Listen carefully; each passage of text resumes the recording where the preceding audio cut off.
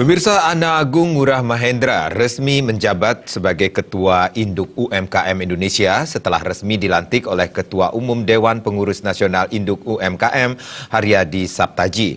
Pengukuhan pengurus baru periode 2018-2023 dilaksanakan di ruangan Pancasila Kantor Perwakilan DPD RI Wilayah Bali.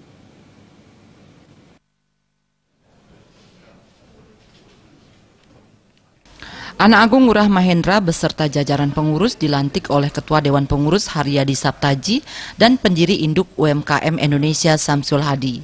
Pelantikan ditandai dengan menyerahkan bendera Pataka Induk UMKM Indonesia dan penyematan PIN yang disaksikan oleh Senator DPD RI Dapil Bali Sri Igusti Ngurah Arya Wedakarna, Kakanwil DJBC Bali NTB NTT Syarif Hidayat, perwakilan pemerintah Provinsi Bali, Kadis Koperasi dan UKM Kota Denpasar Erwin Suryadarmesena, Kadis Koperasi UKM, Perindustrian dan Perdagangan Badung Ketut Karpiana, dan pelaku UKM Sebali.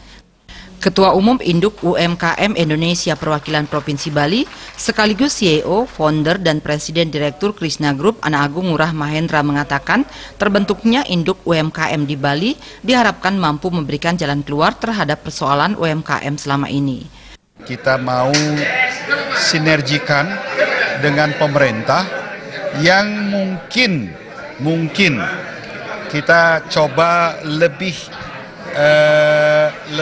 up to date lagi.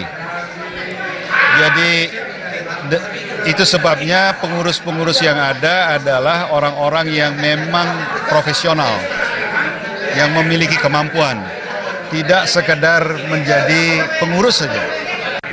Bahwa kita akan memberikan kontribusi yang cukup, memberi, tidak kami meminta. Organisasi ini tidak akan meminta, tapi akan memberi kepada pengusaha UMKM. Sementara Ketua Umum Dewan Pengurus Nasional UMKM Haryadi Saptaji mengatakan tujuan keberadaan Induk UMKM Indonesia adalah menjembatani pelaku UMKM dengan pemerintah.